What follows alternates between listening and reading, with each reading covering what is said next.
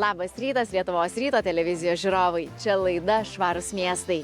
Šiuo kalėdiniu laikotarpiu visiems svarbus ir aktualus yra dovanų pakavimas. Tad keliaukime ir susipakuokime dovanas tvariai.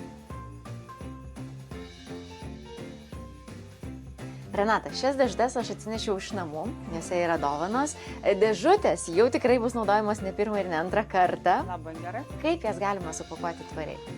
Gal panaudosim iš pradžių popierį, kuris buvo ne vieną kartą jau naudotas.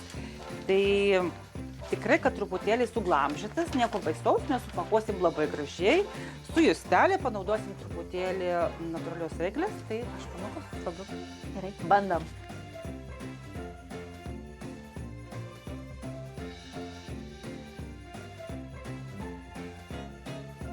Renata, o kokios yra dovanų pakavimo tendencijos? Ar pastebėjote, kad žmonės ateidami prašo, kad dovanos būtų kuo tvariau supakuojamos? Taip, šiaip žmonės prašo, kad dovanos būtų supakuotos galbūt į paprastesnį, nelabai spalvotą popierį, nelabai ryškų ir dažnai pakuojam į paprastą rudą popierį. Ir labai gražiai atrodo irgi. Tai iš tikrųjų drąsiai galima sakyti, kad dažnėja tendencija, jog žmonės renkasi natūralumą, tvarumą. Taip, galiu taip drąsiai sakyti, kad tikrai taip. Jūsų pasiūlymas yra dovaną dekoruoti eglės šakele. Taip, šiaip eglė yra natūralus produktas. Galim panaudoti taip pat medvilnės. Medvilnės žiedas. Ne? Miške randamas konkorėžis. Ir taip pat galim surišti, čia viską šiaudų. Taip, su šiaudu.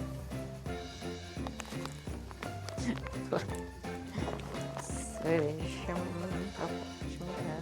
Sakau, viską galima daryti iš to, iš ko turim po ranka. Bet iš tikrųjų mes po ranka turim labai daug visko. Tiek namuose prikaupę, tiek jeigu pritrūksta, galim tikrai išeiti į mišką ir tą patį konkorėžį ar eglės šakelę nusiskinti. Net nebijoju, kad toks tvarus dovanų pakavimas, jisai tikrai nenusileis profesionalesniam dovanų pakavimui. Kiekvienas tikrai gali taip supakuoti. Šią dovaną mes supakavome su dovanų popieriumi, kuris jau nėra naujas, jau buvo vieną kartą naudotas. Taip pat užrišome štai tokią šiaudo juostelę, naudojame gamtoje rastas eglės šakeles, tada medvilnės keli žiedeliai ir štai viskas puikiai. Ką dar galima naudoti pakuojant dovanas ir kaip kitaip tvariai jas supakuoti? Dar, kaip matau, turi dar vieną dėžutę Taip. su dovana. Tai galiu pasiūlyti panaudoti taip pat maišiuką, kuris yra papuoštas iš vienos pusės eglutės, iš kitos pusės pas mus yra dovanas. Tai jau popieris yra papuoštas. Iš tikrųjų, šiais metais prekybininkai išties skatina pakuoti dovanas tvariai ir netgi popieriniuose maišeliuose įsidėję maisto produktus, po to tos popierinius maišelius galite panaudoti kaip dovaninį popierių, juolab, kad jie net ir yra tam pritaikyti. Rodo žirklės nukirpimą. Na va, mes išnyksim, nuimsim, ko mums nereikia. Iš tikrųjų, iš šio popierinio maišelio galima supakuoti netgi 2 dovanas, jeigu dėžutės yra panašaus dydžio kaip mūsų. Vienas maišelis. Vienas maišelis, 2 dovanos. 2 dovanos.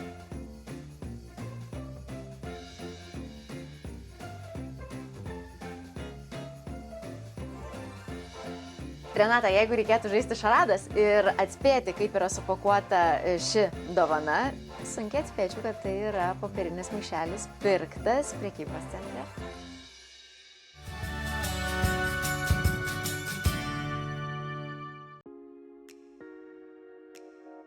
Dabar su jumis sveikinuosi iš Ukmergės, kur netrukus susitiksiu su Ukmergės Šiluma vadovu Vidu. Labą dieną. Labą dieną. Jūsų įmonė tiekia ir gamina šilumą bei karštą vandenį visam Ukmergės miestui bei rajonui. Papasakokite, kaip užtikrinate, kad šis procesas būtų sklandus ir efektyvus. Energetika yra tokia sritis, kad svarbiausiai patikimumas, planavimas kryptingas, komanda turi daug patirties, šios srities profesionalai. O kokiais būdais tiekiate šilumą? Pagrindė mes šilumą tiekiam iš biokuro, tai pagrindinė kuro rūšis. Taip pat dalį turim ir iškastinio kuro, kurį mažinam stipriai, susiplanavę 30 metais jau turėti visiškai minimaliai. Tai nesuklysiu pasakydama, kad jūsų įmonė yra viena pirmųjų Lietuvoje, kuri gamina ne tik šilumą, bet ir elektros energetiką. Taip, tai tikra tiesa ir jais tapom pakankamai netikėtai. Prieš 3 metų Ukmergės rajono savivaldybė priėmė sprendimą ir įpareigojo mūsų įmonę pastatyti didelės galios saulės elektrinių parką 3,6 MW. Tas projektas pavyko sėkmingai. Elektrinę prižiūrėsime 25 metus, taip kad esame ne tik šilumininkai, bet ir elektrikai.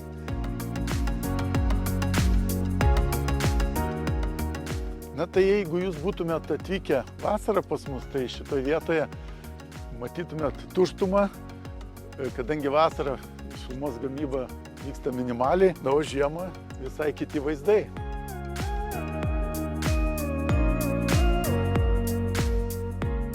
Kuo toliau, tuo didesnį dėmesį skiriam ir elektros energetikai, kaip jau minėjau. Tai mes esame šalia katilinės, ant kurio stogo irgi yra saulės elementai. Galėsime pasivaikščioti, jeigu nebijot aukščio, ir pasižiūrėti. O, čia ne tik saulės elektrinės, bet atsiveria ir graži miesto panorama. O kodėl buvo poreikis įrengti saulės elektrinės? Nes saulės elektrinės reikalingos elektros energiją gaminti, o elektros energija tiek šilumos gamyboje, tiek miesto poreikiams sudaro nemenką dalį. Mūsų įmonė turi irgi daug siurblių, daug įrangos, kur yra naudojama, tai tokiu būdu atpiginama yra šiluma. O miestas taipogi turi daug įstaigų, seniūnijų, kurios atsakingos už gatvių apšvietimo, parkų, pastatų, patalpų. Miesto biudžete irgi išlaidos už elektros energiją sudaro labai ženklę dalį. Todėl ir buvo priimtas sprendimas tiek miesto, tiek mūsų įmonės, kad reikia turėti savas elektrinės ir tokiu būdu ne tik tai žalinti mūsų ateitį, bet ir atpiginti kainas tiek šilumos, tiek apšvietimo.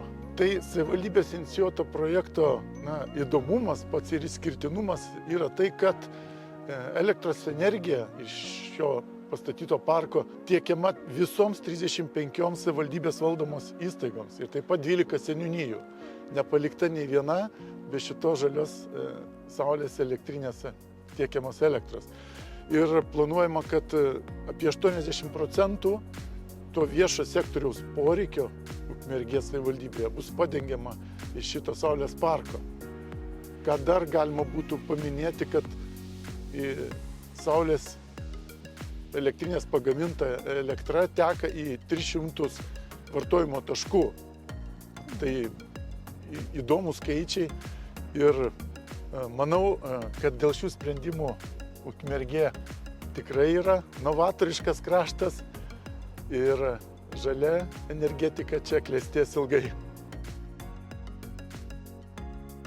Norėčiau pasidžiaugti dar vienu novatorišku projektu mūsų įmonės atliktų. Tai Šventupės gyvenvietės katiliniai mūsų valdomoje mes esame įrengę šilumos siurblius, kurie gamina karštą vandenį gyvenvietėj. Tie siurbliai elektrą gauna iš saulės elektrinės, kuri yra sumontuota ant tos pačios katilinės stogo. Įdomumas tame, kad vasaros metu nereikia nei elektros pirkti, nei dujų ir karštas vanduo gaminamas visiškai iš atsinaujinančių energijos šaltinių. Tokio pobūdžio irgi įrangos dar nelabai daug Lietuvoje ir yra. Tai manau, kad pasiteisins šitas projektas ir vėl prisidės prie tvarumo.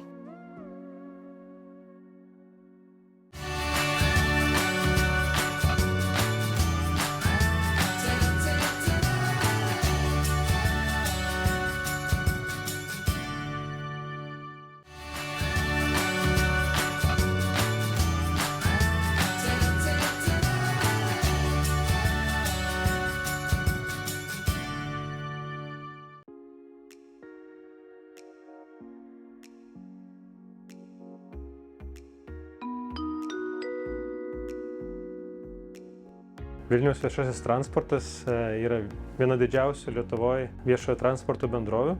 Mes kiekvieną dieną vežame vilniečius ir miesto svečius nuo 4:30 ryto iki pat vidurnakčio. Kasdien išvažiuoja apie 500 transporto priemonių, tiek autobusų, troleibusų ir perveža apie 250 000 keleivių kasdien. Taip pat vežame ir naktiniais maršrutais, penktadieniais ar švenčių dienomis, kaip dainų šventė, įvairūs koncertai. Tai mes naktimis dar papildomai vežam ir koncertų svečius. Ne tik vežame autobusais ir troleibusais, bet planuojame dar ir kitas transporto priemonės, kaip laivus. Ir laivais taip pat integruoti miestiečių keliones, kad jos būtų sklandžios, kuo mažiau kamščių mieste, ir stengiamės iš automobilių perkelti keleivius į viešąjį transportą, kad bendrai visi kartu sutaupytumėm kuo daugiau CO2 ar šešdų emisijų Vilniaus mieste ir turėtumėm tvaresnį ir mažiau taršų miestą. Šiai dienai seniausias mūsų troleibusas, kuris išvažiuoja kiekvieną dieną į miestą, yra 1984 metų, tai 40 metų. Tai natūralu, kad vis tiek funkcionalumas yra senesnis, netoks patogus tiek vairuotojui, tiek keleiviam. Na ir naujos transporto priemonės, kurios visiškai moderniausios yra šiai dienai Europoje, jos atvažiuoja į Vilnių ir suteikia komfortišką kelionę tiek keleiviam, tiek pačiam vairuotojui. Na, pavyzdžiui, šitas Škoda troleibusas turi 15 kamerų įvairių visose dalyse, kurios suteikia saugumą tiek keleiviams, tiek aplinkiniam transportui. Vairuotojas mato dviračius, pėsčiuosius, kitas mašinas aplinkui kameromis. Nėra veidrodėlių, o kameros ir jam iš arti parodo, tad prasilenkti tarp skirtingų mašinų priemonių yra saugiau. Taip pat yra stabdymo sistemos modernios ir kiti modernus dalykai, tarkim, ir dviračio vietos įrengtos, neįgaliesiems vietos padarytos, tai mes suteikiam tas paslaugas miestiečiams, kurių ir reikia. Taip pat, jeigu pastebėjote, Kalvarijų gatvė yra šiuo metu tvarkoma Vilniuje ir čia tokia inovacija tapo, nes kada anksčiau miestas norėdavo tvarkyti gatvę, turėdavo pakeisti kontaktinį tinklą iš vienos pusės į kitą. Dabar su šiais naujais troleibusais mes galime, nekeičiant kontaktinio tinklo, jau modernizuoti visą gatvę ir važiuoti be kontaktinio tinklo baterijomis. Šie troleibusai gali nuvažiuoti iki 20 km tiek ant baterijų. Tad pradedam kelionę su kontaktiniu tinklu laidais, paskui važiuojame be laidų, paskui vėl prisijungti stotelę galime su laidais. Tad mūsų transportas įgauna daug daugiau lankstumo, o tiesiog miestiečiai jau nebepastebi kažkokių nepatogumų. Ir pats miestas gali daug greičiau ir efektyviau susitvarkyti savo kelius ar gatves. 25 metais Vilnius taps Europos žaliąja sostinė, laimėjo konkursą Europoje. Yra du svarbus kontraktai, kurios Vilnius priima. Tai vienas yra Climate City Contract, arba išvertus klimatui neutralus miestas. Tai yra, kad Vilnius vienas iš 100 miestų buvo pripažintas kaip svarbus klimatui neutralumo prasme iš ES pusės. Ir įsipareigojimas yra 5 kartus sumažinti CO2 emisijas iki 30 metų pačiam Vilniaus mieste. Vilniuje transporto tarša yra didelė, CO2 išmetimai sudaro apie 38% vien tik iš transporto priemonių ir tik 3% iš viešojo transporto. Tad iš tų 35%, kurios išmetimai yra iš mašinų, iš kitų transporto priemonių, kurios yra taršios, mes kviečiame ir skatiname gyventojus, keleivius persėsti į viešąjį transportą ir taip bendrai sutaupyti CO2, padaryti miestą švaresniu ir visiems kvėpuoti švaresniu oru.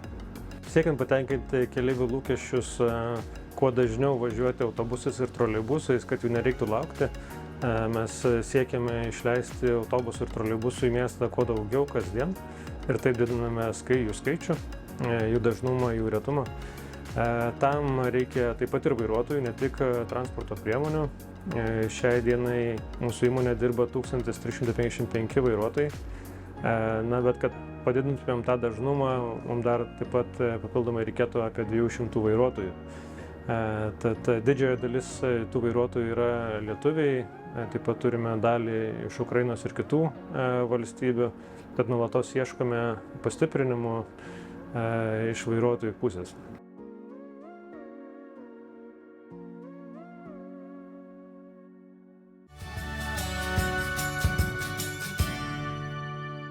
Vilnius, kaip ir daugelis šiuolaikinių miestų, nuolat vystosi, siekdamas užtikrinti gyventojų gerovę ir tausoti aplinką.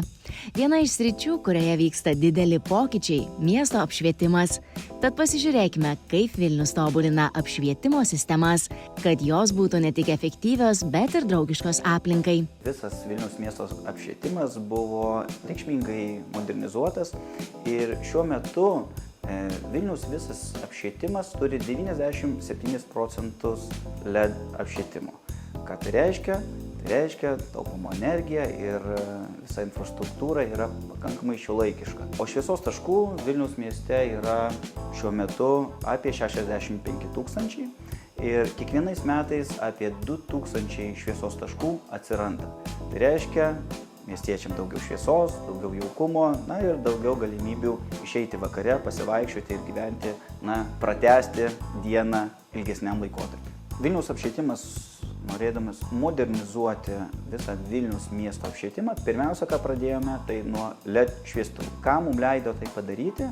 Per metus mes sutaupome apie 15 milijonų kilovatvalandžių. Pinigais tai yra apie 3 milijonai eurų per metus, vien dėl to, kad buvo pakeisti šviestuvai iš senosios technologijos natrinės į LED technologiją. Taip pat buvo įdiegta išmaniosios valdymo sistemos, ką mums jos leidžia, tai yra reguliuoti intensyvumus ir matyti, sekti didžiojo miesto dalyje, kur yra problema su apšvietimu. Įsijungė, išsijungė, pritemdėm, dar nemažai informacijos gauname į savo, sakykime, ir išmaniuosius įrenginius, ir kompiuteryje.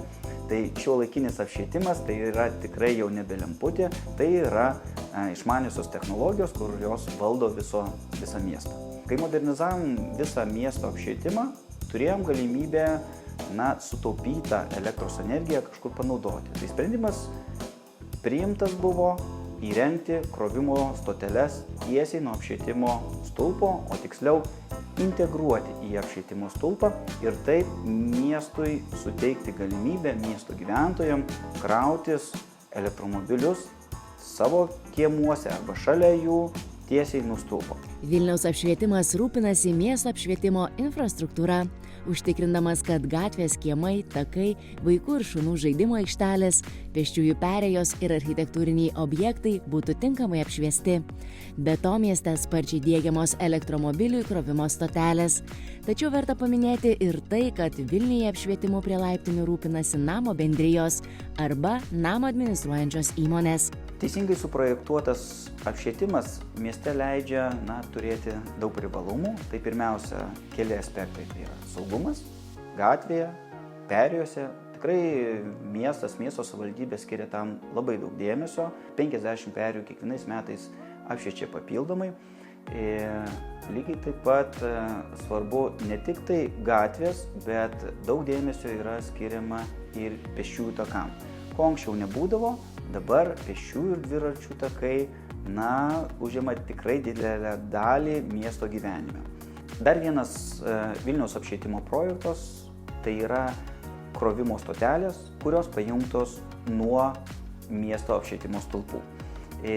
Tai tikrai yra unikalus projektas. Europoje ir visam pasaulyje tokių labai yra nedaug, yra tik tai bandymai, o šiuo metu jau mes turim 125 krovimo stoteles. 25 metais jų planuojame turėti kaip minimum 400.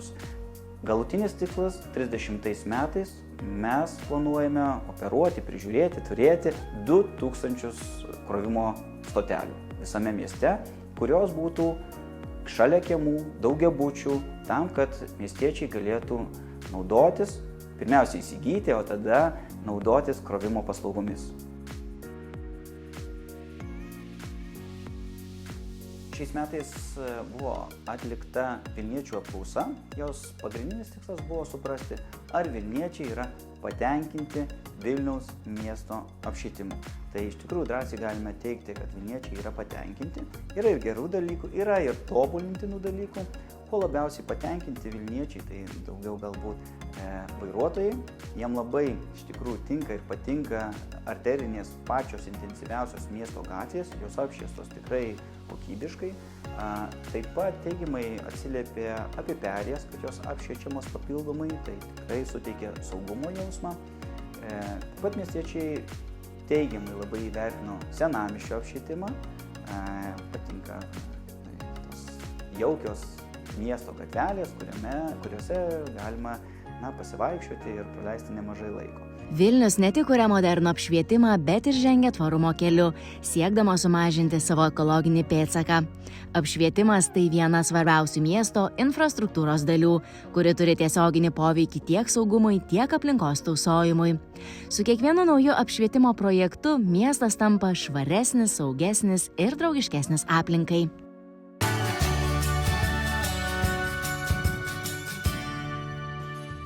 Linkėdama jaukių artėjančių žiemos švenčių, atsisveikinu su jumis iki kito šeštadienio. Laidų pakartojimus galite rasti puslapyje lietuvosryto.tv ir platformoje YouTube. Iki pasimatymo.